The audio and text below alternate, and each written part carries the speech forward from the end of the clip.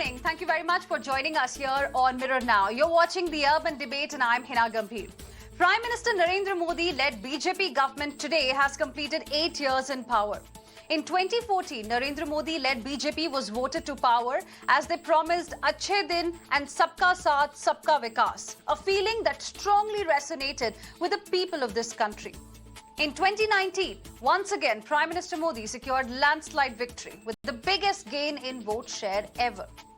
During the first term, India rose from the ashes of policy paralysis. The government announced and implemented some really bold reforms.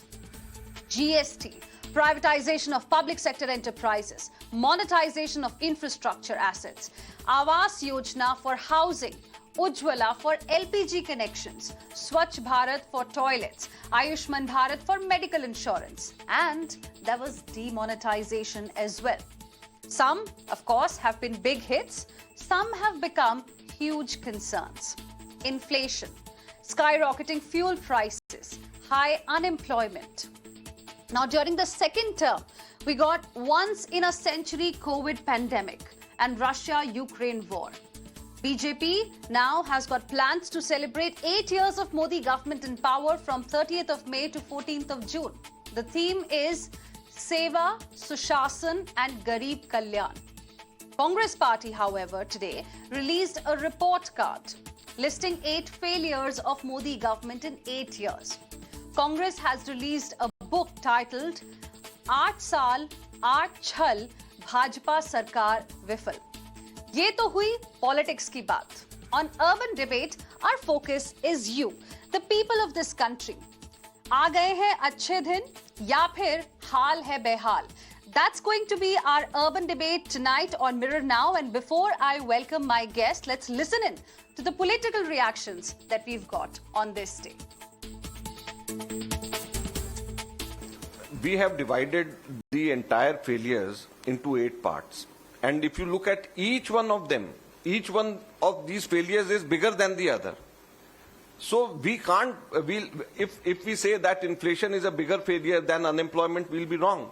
If we say that failure with respect to farmers is bigger than inflation and unemployment, it would be wrong, because all these things, all these 8 things which we have picked up, all these things concerns each and every citizen of the country.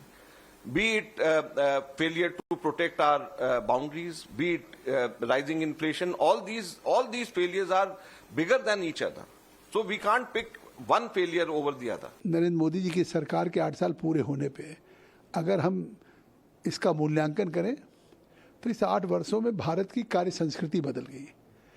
जिस देश में 40 करोड़ लोगों ने bank का दरवाजा नहीं देखा था, ऐसे 40 करोड़ों को प्रधानमंत्री जनधन योजना में उनके खाते खुले. उस समय विपक्ष मजाक उड़ा रहा था कि ये खातों का क्या होगा रोज की मजदूरी करने वालों.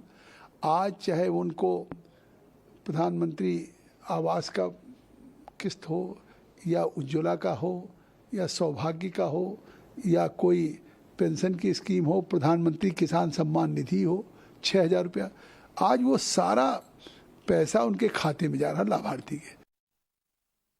And joining us on the broadcast this evening is Charu Pragya, spokesperson of the BJP, Aishwarya Mahadev, spokesperson of the Congress Party, Tushar Gupta, senior editor, Swarajya, is live with us, Rohit Azad, who is an economist, also joining us on the broadcast. We're also joined by Sree Iyer, who is an author. Appreciate all of you. Thank you very much for joining us here on Urban Debate on Mirror Now this evening. Sree Iyer, let me begin the discussion with you.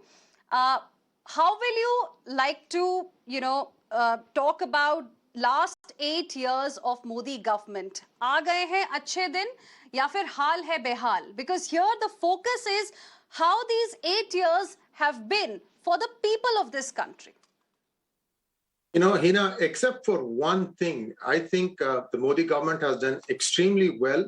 And I'll come to that one thing as we progress through this debate. But, to me, the fundamental shift that has happened under the Modi rule is that the world has started respecting India. Just watch how many emissaries came to India to see if they could see the Russia-Ukraine war in a certain way, and India did not budge. And as much as I may have disagreements with India's stand, I respect the fact that India took a stand, and when people tried to press them saying that, why are you buying oil from Russia?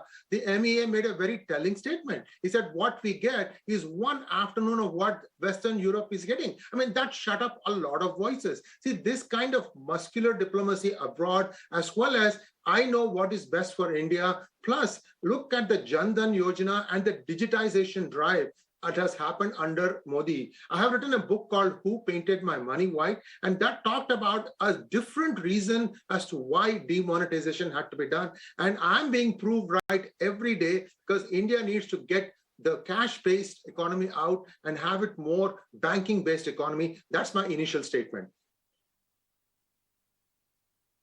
But what's that one thing you did not like? Well, see, so sometimes if you have 5,000 problems, it's difficult to address each and every one. It is my opinion that in the economy, as well as addressing the concerns of the middle class, Modi has kind of let that thing drift. I don't think he has a very clear-cut policy, and I think he's also confused between microeconomics and macroeconomics. I'm saying him. The reason is there is also centralized decision-making that is happening. The ministers almost seem to have no voice at all. Everything is being directed from inside PMO. Maybe a good reason, because secrecy has to be maintained. I don't want to comment on that. But if you look at the handling of the economy, it could have been better. I believe that the middle class is getting short shaft. Okay, very interesting. Maybe there is something that middle class expected that has not been fulfilled, something that you see as a concern right now. We'll, of course, be discussing this aspect first, then we'll go across to other aspects as well that we have lined up for this particular debate. Rohit Azad, hits and misses of these 8 years of Modi government, according to you? So, in terms of misses, I would say in terms of economics, there are many. So I don't know which one to enumerate. You have already listed some of them: unemployment, inflation in more recent period. But most importantly, I think the fact that the Indian economy is on a slowdown and historically been compared to, let's say, the previous decade, is a huge problem that the Indian economy is facing currently. Now, you may say that this is what is happening globally. The point is, this is something which has happened because of the economic policies of this government. It's not something which has come from outside. It's not something which is, a global phenomenon. Demonetization was done by the government, which has had the impact in the informal economy, which happens to be the backbone of a majority of our population, both in terms of employment and generating income as well. So I would say that on many counts, including the ones that you mentioned, it has faltered. If you were to ask me about a good thing, I would say one perhaps good thing, at least the direction of that, is in terms of providing gas cylinders to people. Even though that itself has come with a problem where there's no subsidy on that in terms of people getting to refill it, but at least the connection has reached people. That's a positive, I would say. If I can list one more negative, which I think is not economic, but in many ways is questioning or is putting the secular fabric of this country under real threat. And this is not from fringe elements. This is something which is happening from within the government by omission or by commission. And that's something which is very, very sad. Ours is not a country which should go in the direction of, yeah. Okay, that's an interesting list. And I'll get BJP as well as Congress Party's spokesperson to respond to these. But before that, let's also hear from Tushar Gupta, senior editor, Swarajya. Your list of hits and misses of these 8 years of Modi government. Before I come to my list of hits and misses, I'd like to make a philosophical point. The one greater achievement of this government and the larger calculus of things is it has moved the thinking away from the government being the Maibap of the population to being an enabler. I want my government to be an enabler for jobs, not one to create jobs. I want my government to be an enabler where companies can flourish under the private sector, not be in the business of running business. I want a government where the government is not dealing with the farmers, but has enough legislations, enough reforms where the farmers can deal with the private sector. So that whole thinking that has changed under the Modi government, that is very, very instrumental, very, very critical in our objective of becoming a 5 trillion economy. That's the philosophical point. Now, coming to the hits and misses, there are a lot of hits, but I'll start with the miss first. The one miss, I think, in the Modi government has been a lack of 3 land. hits, 3 misses. I'll start with one miss first, the biggest one. Everything else is very much manageable, is that there is no land acquisition law even today. Even today, there's a huge cost overrun in the infrastructure projects for one simple reason: we are struggling with the land acquisition. To give an example of the bullet train, the very ambitious bullet train project between Ahmedabad and Mumbai and several others. If you look at some recent reports, there is a cost to tune of rupees 4.45 lakh crores. So that is one major miss from the Modi government. If you talk about the inflation, because we are talking about the inflation a lot these days, the average inflation over the first 7 years of the UPA government was 7.8%. Under the Modi regime, it's been 4.8%. Clearly, we are talking about today because of what's going on in the external world with the Russia-Ukraine crisis, with the China under lockdown. But inflation was way higher under the UPA government. Between 2012 and 2014, the annual percentage change in inflation was more than 10%. It peaked to 13% in 2013-14 before it came down after the Modi government took over. So all the Congress spokespersons, all the analysts saying that inflation is only a problem under the BJP, that's not the truth. Now let's talk about the hits here. Let's talk a little bit more. We talk about demonetization as it's some sort of a crime. Now, if you look at from an electorate point of view, if demonetization was actually as big a failure as people claim it to be, why would the BJP go on to win Uttar Pradesh 6 months later? Why would they go on to win the national elections 2 years later? That's my bigger question. And look at the nudge it made to digital payments.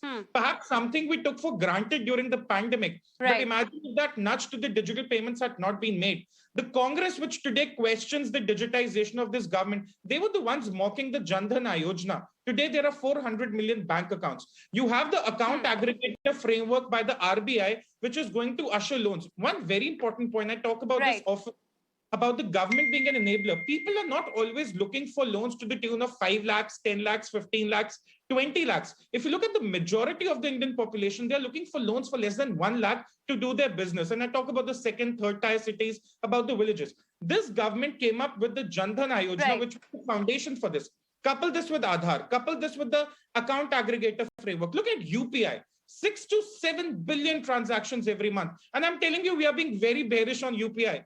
Another 3-4 years and we'll be looking at 50 billion UPI transactions every month. I have no hesitation in making that claim. Okay, so some of these schemes that you have listed out, you're saying these have really helped a larger population in the country. Let's also now listen in to what the BJP and the Congress spokespersons will have to say on the points that you've highlighted. Charu Pragya, I want to begin the discussion with you here on, the concerns that have been raised so far. Middle class, that has been a big issue for a very, very long time. And we have seen how inflation is pinching the middle class specifically. Do you think this demographic focus of the government has now shifted slightly? Focus more is on pro-poor and somewhere middle class has been ignored or neglected?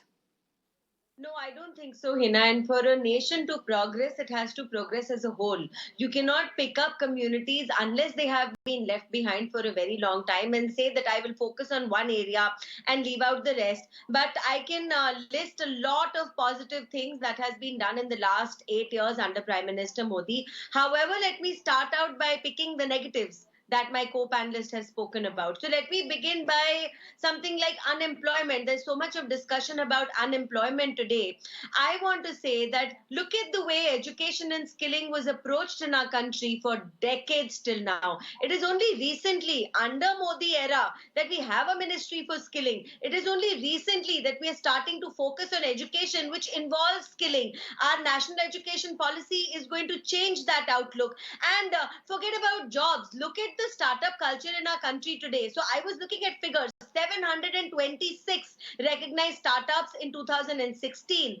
And today it is 65,861. Look at that massive leap. So all these startups actually mean good businesses. These startups means creating jobs. These startups also mean ensuring that households have got sufficient income to survive on, to do good work on. India has entered the unicorn club now with 100 companies. Isn't that fantastic? And that is also something to celebrate from this era itself. Inflation is being discussed a lot. Very quickly, I want to address that. The fact is that inflation is at a very, very high point globally. That's because of COVID first and now the war. But even keeping that in mind, it's still lower than what it used to be in the Congress era. That's another very important point. IMF says that India is the fastest growing economy in the world today. PM Modi said that today. In his recent travels also, he has stressed on the fact that we are the fastest growing, best performing economy after COVID-19. We handled COVID-19 well. Look at our population. Everybody used to say that, look at India as a disorganized system. How are we going to get this population of billions vaccinated? And we have done better than so many so-called developed countries. We have taken Jan Bhagidari to a new level. I want to mention the ASHA workers, which were praised by WHO. It has actually become an economy. It has become a country. Right. When Prime Minister talks about Jan Bhagidari, every individual Indian feels like they are responsible for the progress our country is making. And I love that difference that India is seeing. The pride that we have suddenly started feeling and talking about. You know, earlier our passport value, a lot of people who travel abroad frequently used to say that Indian passport held very little value when travel abroad earlier. And if you'll allow me, just two more quick points to make. I know Aishwarya has still not spoken. I want to mention the fact that Prime Minister Modi is focusing on women and their needs, because nobody wanted to talk about it unless they were just asking for votes. So when Prime Minister Modi talks about sanitary napkins and menstruation from the ramparts of the Red Fort, everybody stands up and listens to it, and we focus on women's health in a way. And when a person can do this with just appealing to population, not just with laws, not just enacting out punishments for people who default, and we see the sex ratio changing with selfies our Prime Minister clicks, I think we've struck gold when it comes to finding the best leadership our country. Okay, one thing, of course, I think most of us will agree that world has started respecting India. Of course, a lot has changed for India, but there are certain concerns. You spoke about startups. They were on a hiring spree for quite some time. Now they are on a firing spree. As far as, Beti Bachao, Beti Padhao Abhiyan is concerned, there are concerns around that too. Committee, the Parliamentary Committee on Empowerment of Women only in its report in Lok Sabha that was tabled had found that a lot of funds actually was spent on media advocacy than anything else, than actually implementation of this policy on the ground. So I'll, of course, come to the points that you've raised in just a bit. But Aishwarya Mahadev, the Congress party today came out with a list of 8 failures of Modi government. Despite all of this, despite a once-in-a-century pandemic, despite a Russia-Ukraine war that's happening, that's impacting every country around the world, BJP government under Prime Minister Modi has again been voted to power. So do you think probably something somewhere on the ground is doing right? Good evening, Heena. I'd like to begin by saying, 8 years, of course, congratulations to Prime Minister Narendra Modi and the BJP government. And, as anybody as Prime Minister, I think they would like to look at the legacy that they leave behind for the people, or the sort of legacy or the impact that they have for the people of the country. And if you look at the situation now, whether it's economically, whether it's societally, whether it's the younger generation or the sort of communal strife in society, I think Mr. Narendra Modi has a lot to ponder upon.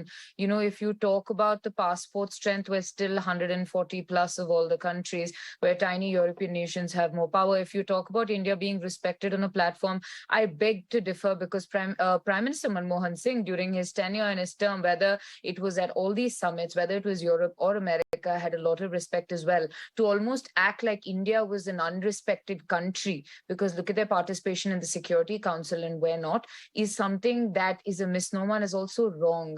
And I think today, more than anything, let's leave the upper echelons of power apart. And, my party leadership today has asked very pertinent 8 questions, or rather 8 areas of failures of the BJP government. And I'm sure there are lots of hits, right? Because of course, GST has not caused any issues among states. Awas has not caused any sort of misappropriation of funds. Ujjwala has obviously not caused any sort of non-refill of the second time. Swachh Bharat obviously has not been wasted on all the publicity stunts. Ayushman Bharat obviously has not allowed third-party medicine to come in. Beti Bachao obviously has not had its budget used on, let's say, advertisement more than anything else. And Jan Dhan has obviously not created more than 60% empty accounts. So let's keep all of those achievements aside. The fact today remains that whether it's global hunger, press freedom, gender gap, the rule of law, societal progress, democratic index, or even food security, India's performance has plummeted more than 10 spots at the minimum. Global hunger from 55 to 101, right? But let's keep it domestic, because the largest section of voters who voted in Prime Minister Narendra Modi back were the aspirational middle class that believed, this Achhe Din and Vikas.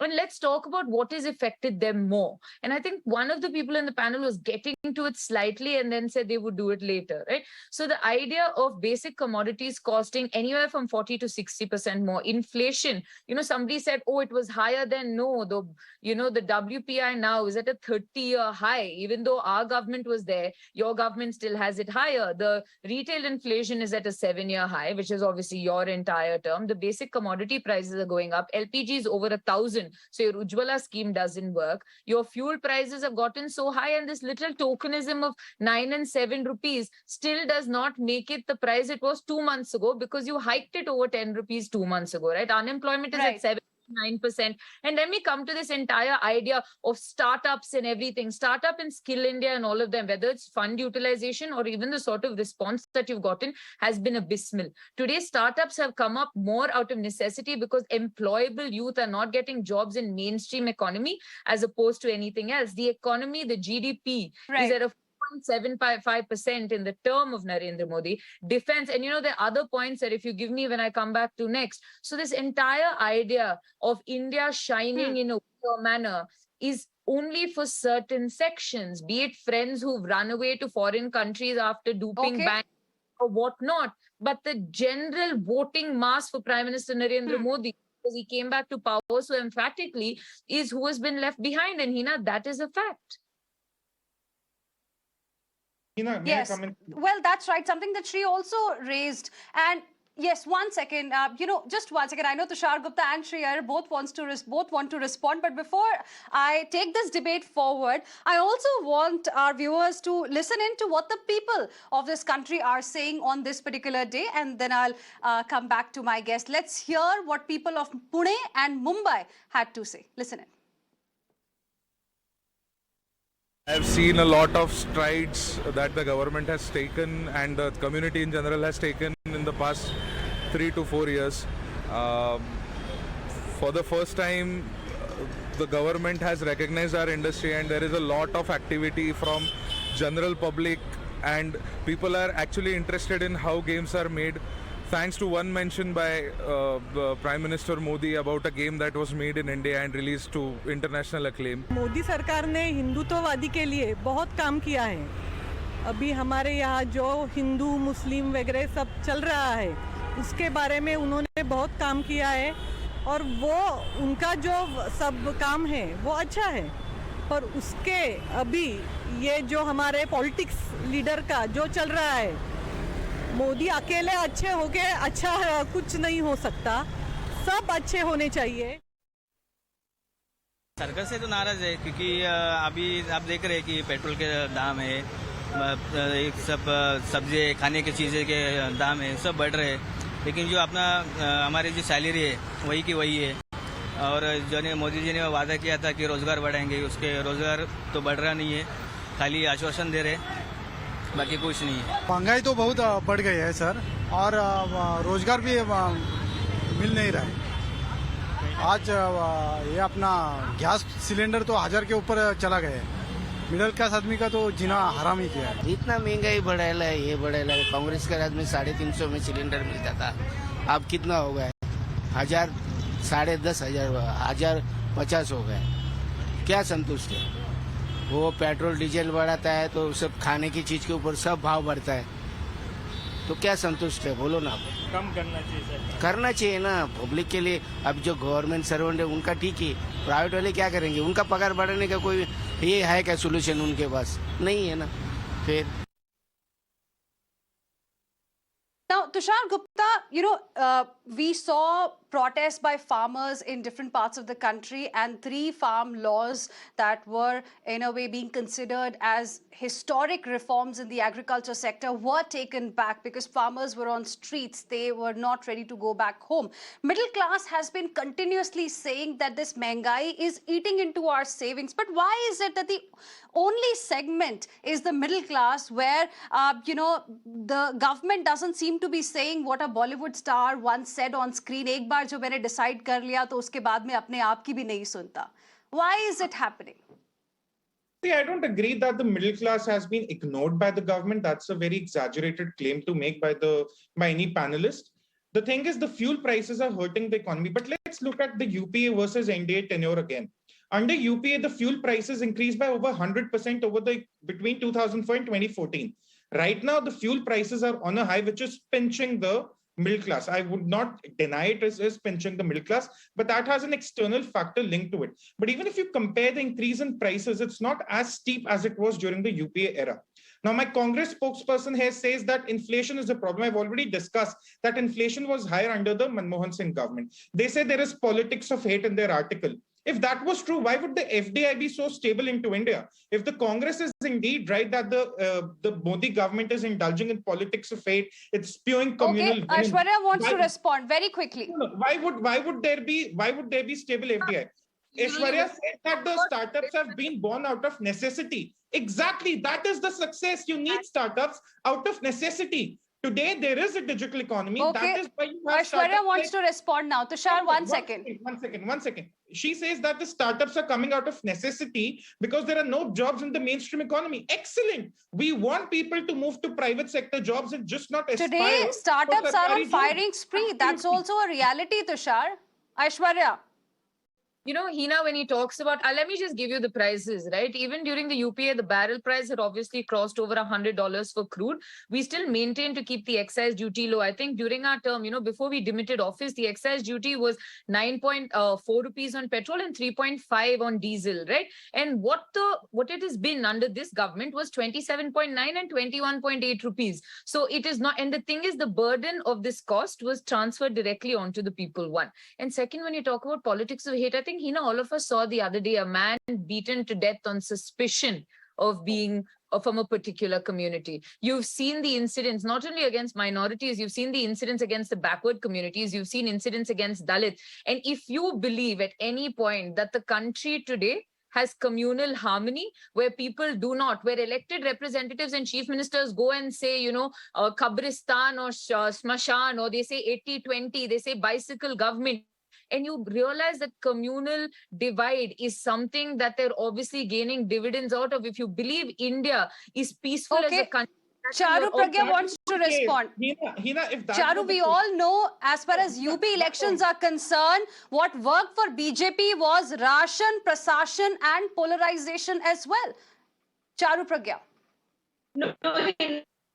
No, I don't agree with you. What worked for BJP in UP was a good performing government and ensuring nobody slept hungry. And that's the truth of the matter. If you want to give it a twist now, that's a political statement to make. I want to respond to a few things Aishwarya said. I want to begin by saying she mentioned legacy. I'll tell you what is the legacy that Prime Minister Modi is leaving behind. He's leaving behind a legacy of little children who tell their parents, don't throw that wrapper on the road. It needs to go into the dustbin. That's the legacy he's left behind. The legacy he's left behind is of young scientists who are saying that we're going to work hard and come up with our own vaccine, and we did that. We have left behind a legacy of an entire population which feels like a stakeholder in every good thing that happens in India. She mentioned zero balance accounts, but did she mention the fact that in the zero balance accounts, there is direct benefit transfer with no pilferage? Nobody is stealing the money of the poor. She talked about hunger in the world. Did she mention the fact that the World Food Program head openly said that India was able to fight off extreme poverty during the times of COVID only because of our One Nation, One Ration card scheme and ensuring people were given ration in the first place? So these are also things which are very, very important when you talk of hunger. And we went through 2 years of a hellish time and we survived it only because of good policies. So here is good leadership combined with good policies. Well, I think, of course, we need to give the credit where it is due, Sree Iyer. And as the government, when it came to power first in 2014, Modi-led BJP government, it promised corruption-free government. We are, in fact, seeing that happening, you know, in many parts of the country for sure. Red tapeism, of course, has come down. Roads that we, travel on a day-to-day basis have become slightly better. The crisis was indeed turned into an opportunity during pandemic as well. Record vaccination drive that India could achieve is also something we need to appreciate. 75,000. I was just looking at some data. We used to depend on importing ventilators. And today, the government hospitals across India have got about 75,000 ventilators. So clearly, there is a lot that has been done, but there's a lot that, probably should have also been done. Would you agree? We are looking at an 8-year performance, and I don't want to get bogged into this one little thing here, one little thing there, but let me tell you a couple of things that struck me. I come to India almost once every 3 months. I stay there for 2 to 3 weeks at a stretch. I travel the length and breadth of the country. I can feel the pulse. India has done much better under the Modi government than the previous UPA government. There is no doubt about it. But I want to tell our viewers couple of things that he has subtly changed. The number of people who used to seek employment in Mumbai, especially from UP and Bihar, you will start seeing that thing come dramatically down. Why? Because he has created the same kind of opportunities in UP. In Bihar is still not under BJP, so it's still not progressing as quickly as UP is. And also, you will start seeing that there will be alternate places for people to shoot movies. BJP managed to win more seats than Nitish Kumar. That also says that something on the ground seems to be working in the party's favor, or probably it's brand Modi, which is still sustaining itself. Absolutely, Heena. Let me just finish my thought here. Yes, and if BJP were to get the absolute majority, it is my opinion that they will do 100% better than what Nitish Kumar is saying. Nitish Kumar has been CM for a long time. There is a certain amount of fatigue that sets in. Same old, same old. He needs to, supplant himself from the politics of the 90s to what is happening today. And I can tell you, Yogi has done that spectacularly. Let us not take credit away from where credit is due. The UP victory is as much Yogi's as it is Narendra Modi's, because if UP had faltered in the vaccination drive, then the whole country would have suffered, because this is the largest state. And I think Yogi has done a fantastic job. But let's take a step back again. If you look at what has happened under Modi rule, there are alternatives now. For example, there is a stock exchange coming up in Ahmedabad that will rival the stock exchanges in Mumbai. That's a good, healthy competition. There's going to be movie-making infrastructure that's going to be available in Uttar Pradesh.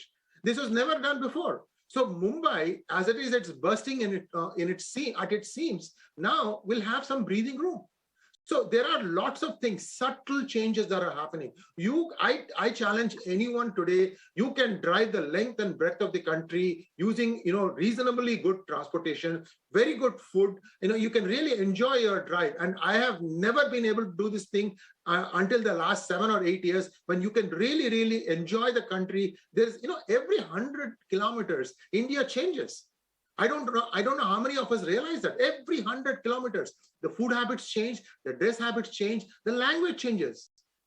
And this is something that you have to watch and really relish. So only thing I would request this government to do is abolish income tax, personal income tax. Abolish it completely. Don't take the small fixed employee people to take the burden of like 4 lakh crores. 4 lakh crores is only 20% of the complete revenues that the government is getting. I don't think that will make Charu Pragya very happy, because the government depends a lot on revenue from income tax. But Charu, something needs to be done about the middle class also, because your quality of tax collection has improved, because from income to our savings, to our mutual funds, to our provident fund, you are taking tax on everything from the middle class. And that's the reason why it is being said again and again that, this segment also needs your attention, just like other sections of the society today are getting.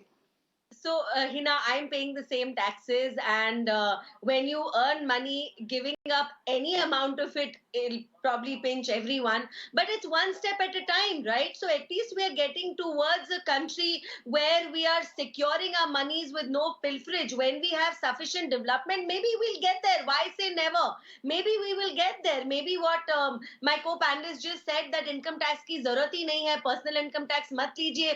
Well, let's keep our fingers crossed, because there are countries which have managed that once they secure another source of income.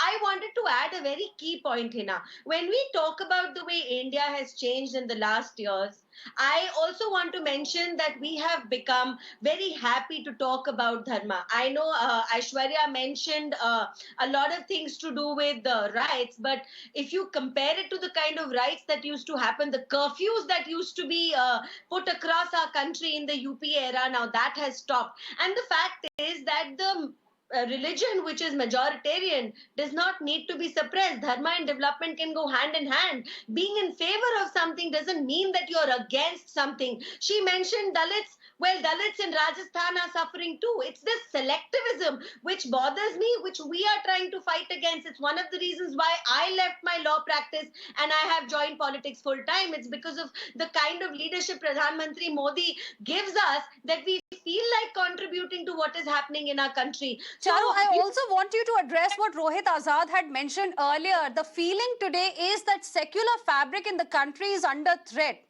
And that also happened in the last 8 years. How will you like to address that issue? No. I don't agree. I don't agree that happened in the last 8 years. No, not at all.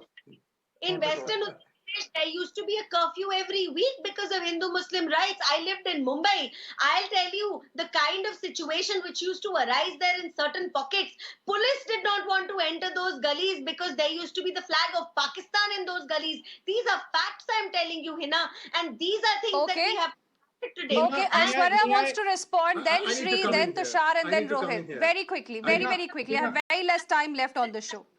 Okay, Sree first. Okay, Sree first, then Aishwarya. Yes, go ahead. Yeah, if there has been complete religious freedom Very quickly to practice whatever you want. You just saw what happened in Alapura.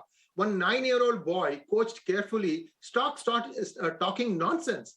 And this thing about Islamophobia that a congresswoman in US is trying to pilot, these are all BS. This is being fed by Pakistan. They have an axe to grind. They can't solve their problem, so they try to put some falsehoods on India. But I can tell you this, that there is complete religious freedom, and Modi has been very, very generous towards. Okay, Aishwarya wants to come in. Aishwarya wants to rebut.